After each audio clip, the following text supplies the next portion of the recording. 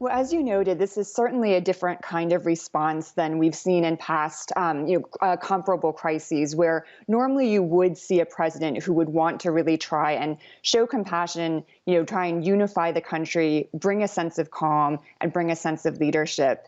And what we heard, especially in Trump's comments last night, was really the opposite of that. As you noted, very escalatory language on the one hand, but also very escalatory policies in terms of calling for military deployment to counter some of the protests, and really suggesting measures that really go beyond the scale of what most people think is necessary right now.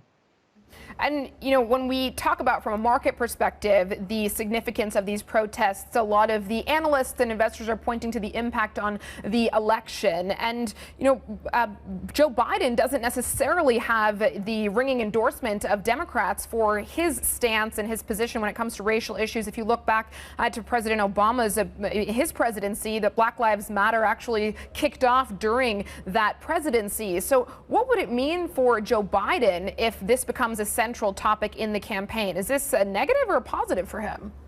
Sure. Well, people will be looking to Biden to also step up in this moment, especially as, when he does clinch the official nomination and he gets into that space. Biden has had an up and down record on race and handling some of these issues and some of his past gaffes just in recent weeks. But Biden really will double down on the role that he played in the Obama administration when there at least was some progress made on these issues. There were policies that were put forth for police reform, for trying to address some of the systemic grievances that are being voiced now. So he will draw from those. But it's really, as you said, very crucial that he finds a voice to communicate that effectively. Right now, even though there's more support for Biden in the polls looking ahead to November, there's not a lot of enthusiasm for him. And so he's really going to need to work on building that up, and especially around this issue if it continues to sustain.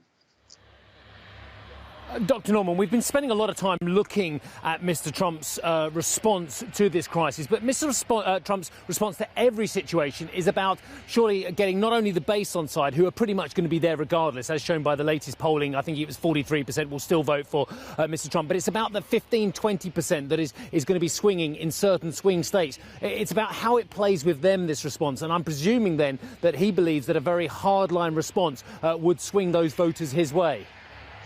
Yeah, well, that's it. And so we even heard Trump using that language of saying, I'm the law and order president, really trying to double down on that sense, trying to frame some of the violent protesters as terrorists, so using the narrative of terrorism. So these are rather traditional ways of framing to try and get even a broader level of support just beyond the base by suggesting that this is a security issue, a terrorism issue, and that you need law and order to back that up.